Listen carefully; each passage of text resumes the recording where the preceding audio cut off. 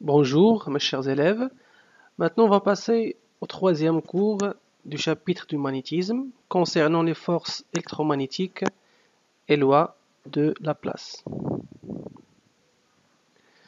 On va commencer par la définition de la force électromagnétique et précisément on va commencer par la mise en évidence de la force de Laplace. Je vous laisse regarder un vidéo sur la mise en évidence et on revient. Salut tout le monde, aujourd'hui une vidéo pour comprendre la force de Laplace qu'on appelle aussi la force électromagnétique. Alors je vous ai préparé ici une balançoire de Laplace. C'est une petite balançoire donc qui est libre de balancer, dans laquelle on envoie un courant électrique qui arrive par la borne rouge. Donc pour l'instant le courant électrique arrivera par ici, s'enfoncera dans la balançoire et puis remontera de l'autre côté. Par ailleurs, on place le socle de la balançoire dans l'entrefer d'un aimant et on sait depuis la vidéo précédente que dans l'entrefer de cet aimant règne un champ magnétique qui sort toujours du pôle nord pour aller rejoindre le pôle sud, donc qui pour l'instant est un champ magnétique vertical orienté vers le bas. Alors on peut prédire l'orientation de la force électromagnétique qui existera, comme son nom l'indique, dès que le fil électrique est parcouru à la fois par un courant électrique et traversé par un champ magnétique. Ce sera le cas pour une toute petite portion de fil qui est ici, qui sera parcourue par le courant et traversée par le champ magnétique vertical. Alors prenez votre main droite. Ceci c'est un pouce, c'est donc une poussée, ça représente la force. Ceci est l'index, I comme intensité du courant électrique, et le majeur comme magnétisme représentera le champ magnétique. Attention, il s'agit d'un produit vectoriel. Vous devez donc absolument conserver les trois doigts de la main perpendiculaires les uns aux autres et pouvoir les faire tourner dans toutes les directions sans jamais changer l'orientation relative des doigts les uns par rapport aux autres. Donc c'est ceci et puis ceci. Dans notre expérience, on va envoyer du courant électrique qui s'enfonce dans la balançoire et donc l'index doit s'enfoncer. L'index s'enfonce, le champ magnétique, c'est-à-dire le majeur, doit être vertical et orienté vers le bas. Si l'index s'enfonce et que le majeur est vertical orienté vers le bas, on voit que la poussée est dirigée vers l'extérieur et quand on enverra un courant électrique dans cette balançoire, elle va donc subir une force vers l'extérieur. On regarde. Vous pouvez faire la lecture du courant électrique ici. On envoie du courant électrique et on voit en effet que la balançoire est poussée vers l'extérieur. On peut maintenant changer le sens du champ magnétique en retournant l'aimant, c'est facile. Cette fois, j'ai mis le pôle nord en dessous et donc le champ magnétique est toujours vertical mais orienté vers le haut. Je vais toujours amener le courant électrique par ce côté-ci, donc le courant doit toujours s'enfoncer, l'index doit toujours s'enfoncer, mais cette fois le majeur doit se retourner vers le haut.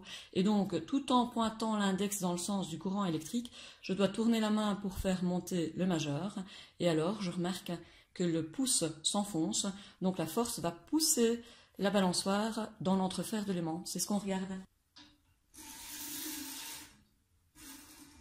Et voilà, on voit de fait que la balançoire est poussée dans l'entrefer de l'aimant. Évidemment, comme il s'agit d'un produit vectoriel, on peut s'amuser, on peut aussi inverser le sens de passage du courant, et on inverse la force aussi. Voilà pour la force de Laplace, en tout cas, pour retrouver le sens de la force de Laplace. Donc, si un conducteur mobile sur deux rails est plongé dans le champ magnétique d'un aimant, quand il est parcouru par un courant, le conducteur se déplace rapidement. Comme interprétation, le conducteur est soumis à une force qui est créée par l'interaction du champ magnétique et du courant. Cette force est appelée force électromagnétique. Donc, comme son nom l'indique, elle est composée de deux termes. Électro, ça veut dire qu'il a un rapport avec le courant électrique. Magnétique, ça veut dire qu'on a la présence d'un champ magnétique. Comme remarque, le sens de déplacement change si on inverse le sens du courant ou celui du champ magnétique. Maintenant, la loi de Laplace. Donc, un conducteur rectiligne de longueur L, parcouru par un courant d'intensité I, placé dans un champ magnétique B, est soumis à une force appelée force de Laplace, qui a comme expression F égale à I L vectoriel B. Donc ici, on a un produit vectoriel entre L et B. Vecteur L est orienté avec le sens du courant I. Les caractéristiques de la force de Laplace. Point d'application, c'est le milieu de la portion de conducteur placée dans le champ magnétique. La direction, c'est la droite d'action de la force qui est perpendiculaire à la fois aux lignes de champ magnétique et au conducteur. C'est le résultat du produit vectoriel. Toujours le vecteur qui résulte du produit vectoriel est une troisième vecteur perpendiculaire au plan qui est formé par les deux premiers vecteurs. Le sens, il faut toujours que le trièdre soit direct. Le trièdre, c'est I, B et F. Dans ce cas, on va utiliser les règles qu'on connaît déjà dans les cours précédents, soit règle des trois doigts de la main droite, ou bien la main droite, ou bien l'observateur d'ampère, selon votre choix. L'essentiel, c'est d'avoir un trièdre qui est direct. En ce qui concerne l'intensité, F est égal à P fois I fois L fois sinus alpha. Donc la différence entre le produit scalaire et le produit vectoriel, dans le produit scalaire, comme on a vu dans le cours de travail d'une force, on a le cosinus, et pour le produit vectoriel, on a le produit avec le sinus.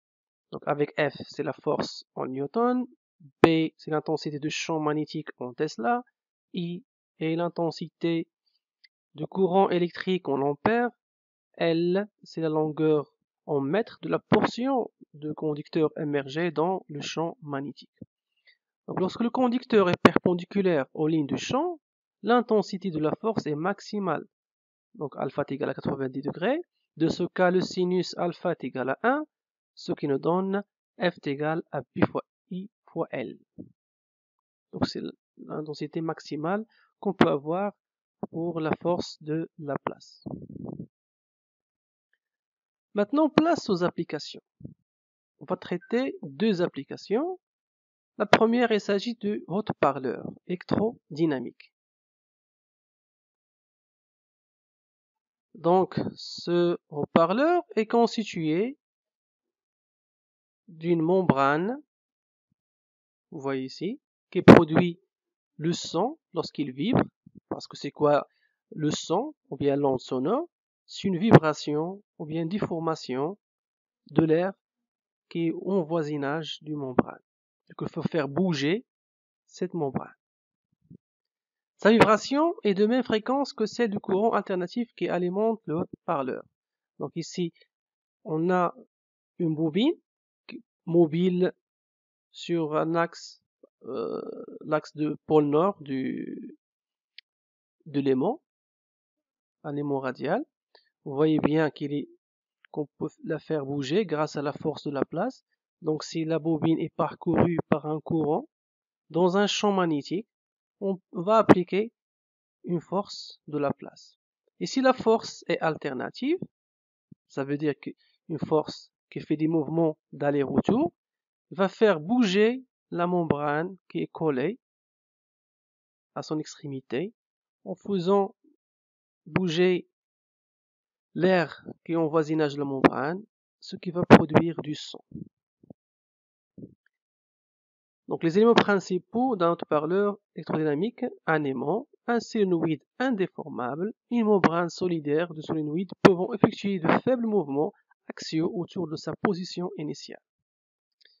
Pour le principe de fonctionnement, comme indiqué sur le schéma ci-dessous, la bobine du fil parcourue par un courant est à l'intérieur d'un champ magnétique et est donc soumise à une force de Laplace de direction horizontale. Le courant étant alternatif, il change sans cesse de sens, donc la force de Laplace fait de même et la bobine du fil qui entraîne la membrane vibre d'avant en arrière. La fréquence de vibration de la membrane, donc celle du son produit, est la même que celle du courant électrique. Maintenant, je vous laisse avec une autre vidéo qui peut expliquer encore plus le fonctionnement d'un haut-parleur. Et on revient tout de suite.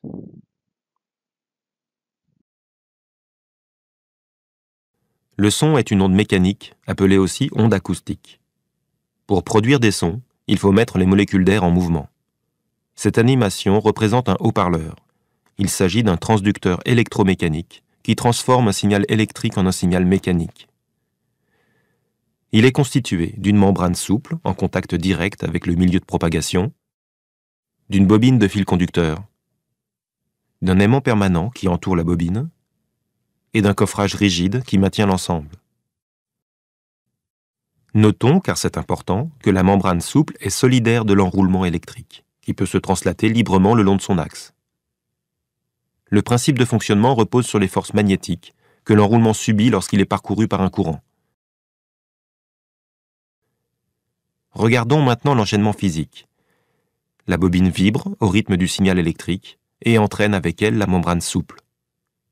Cette dernière transmet la vibration mécanique aux molécules d'air environnantes et l'onde se propage de proche en proche, comme une vague sur l'eau, à la vitesse approximative de 1000 km/h.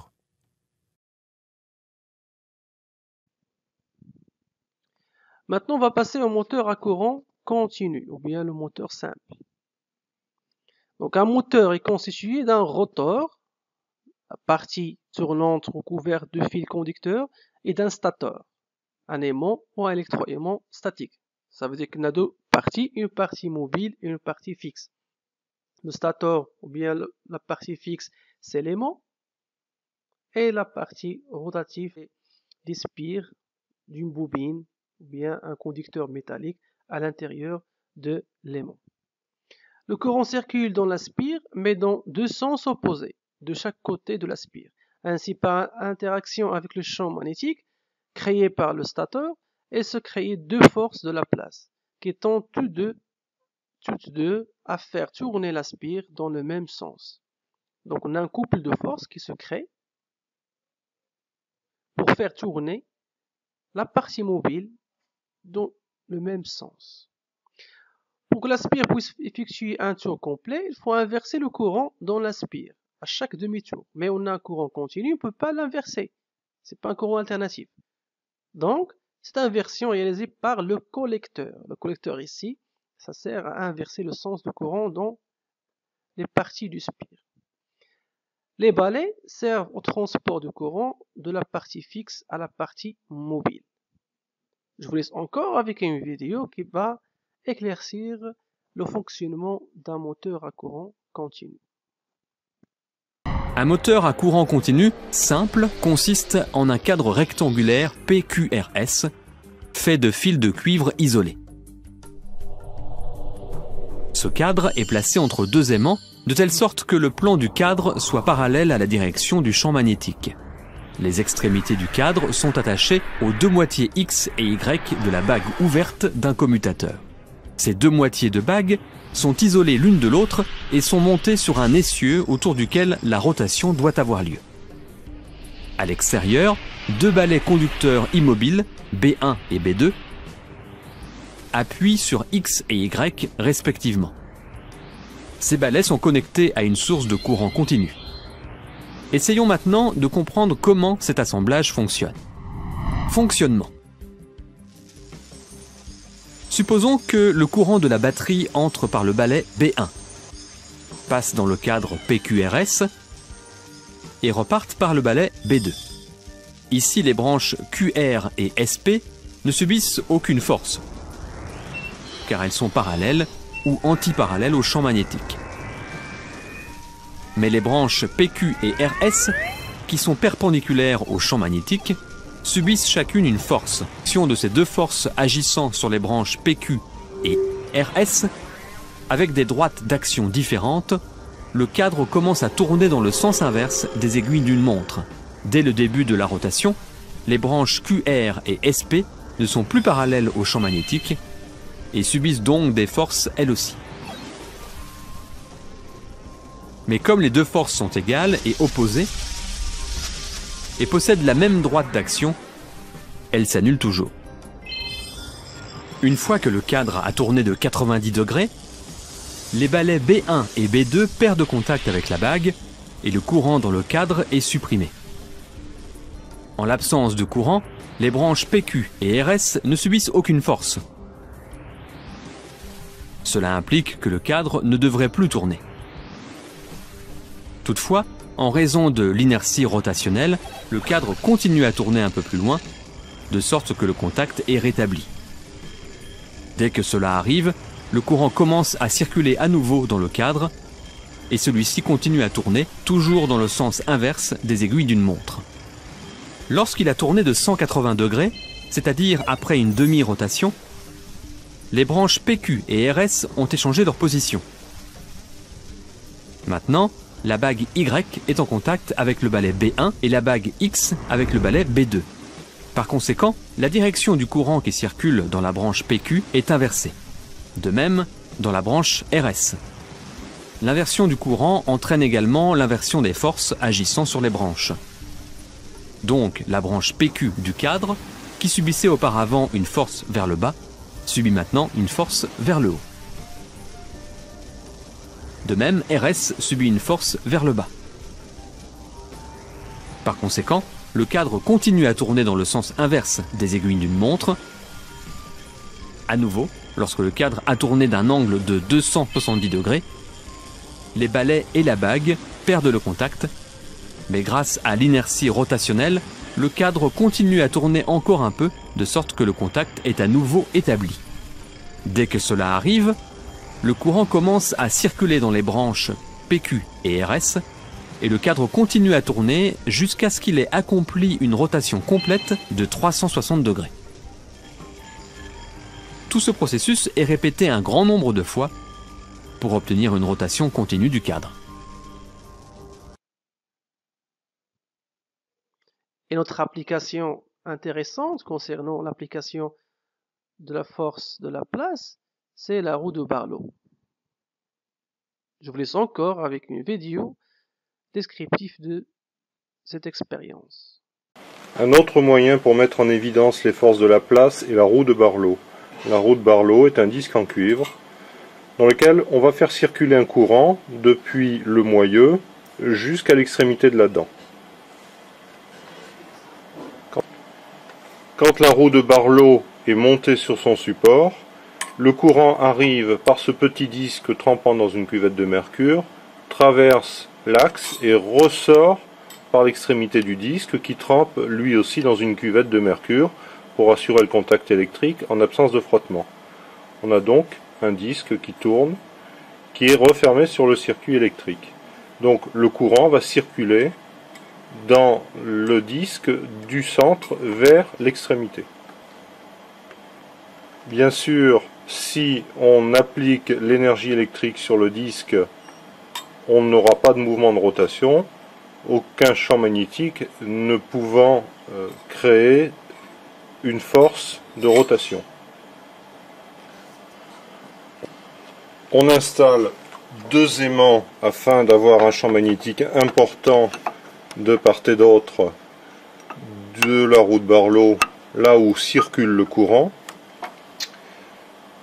La roue est libre de ses mouvements, mais ne tourne pas. Si on applique un courant, on constate que la roue démarre, et si on inverse le courant,